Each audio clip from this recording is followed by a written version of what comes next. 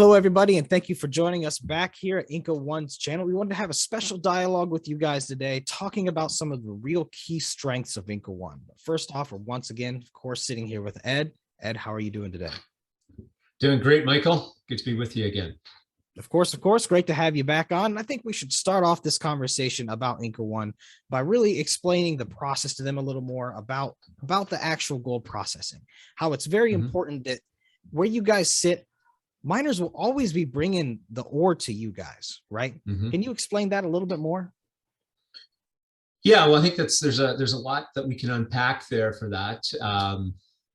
Miners, well, in Peru, there are literally tens of thousands of small scale miners littered throughout the country and have got the formal working papers to be able to purchase the mineral from them legally.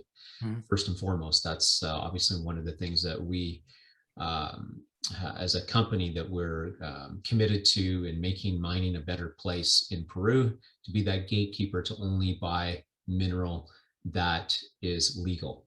So after that kind of screening, then one of the ways the miners screen to be able to decide where do we sell our mineral to is where are we going to, in their minds, they want to get paid as quickly as possible. As soon as those tons have been unloaded, they've been graded, and we've agreed to commercial terms, they expect payment within 24 hours. Yeah. So for us, it's all about that velocity of money, and we've got to be able to have the working capital liquid to be able to pay for that mineral in a timely basis that is acceptable to the miners. Yes, and of course, while the price of gold rising is great for everybody, that does mean you guys need more capital on hand. So can you go into a little bit of detail of how you guys actually acquire this capital? I know people have some questions worrying about like dilution of shares and such. Can you ease people's minds on that a little bit? Yeah, absolutely. It's a good question. So this year we've set out to be able to increase our ore purchases, and with a goal of filling up the remaining capacity that's in our plants that's fully built out and permitted of 450 tons per day. At that level, we would be the largest gold ore processing company in Peru. But to do that, we need working capital. And so far this year, we've been able to go out and secure a non-dilutive a couple of forms of financing that are essentially prepayment facilities where, say, family offices that have got cash and want to deploy, and we can deploy it in a form of a gold loan.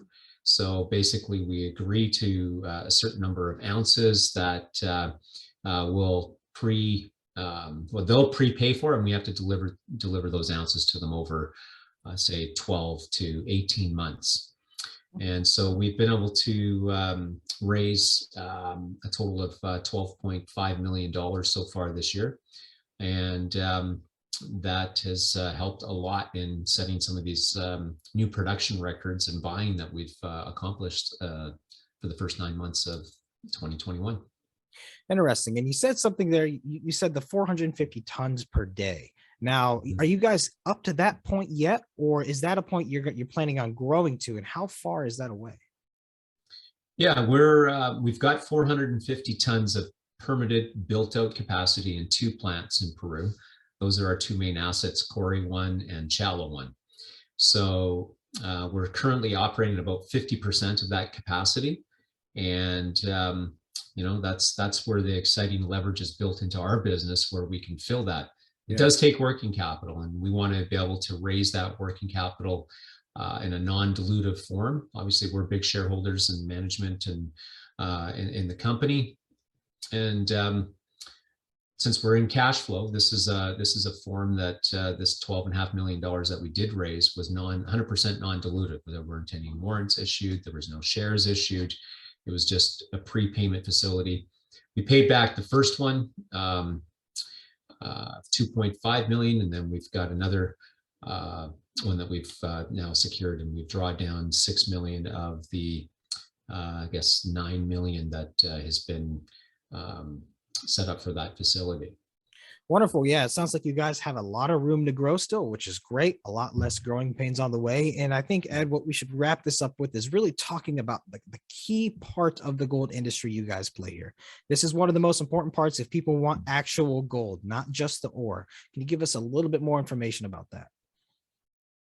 Yeah, this process that we provide in the small scale mining industry in Peru, it's an essential step, and it's not just a small, people say small scale mining. Well, in Peru and around the world, small scale mining is big business now, especially at today's gold prices. So we're an essential step in providing that service for the small scale miners.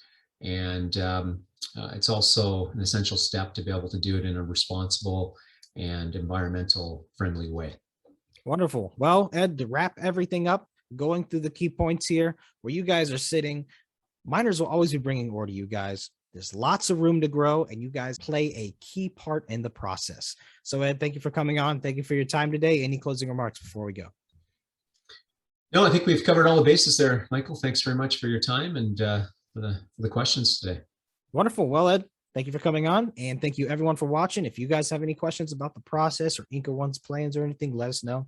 We'll happily dive into them for you. But for now, stay tuned for more coming down the wire. Ed, take it easy. Thank you.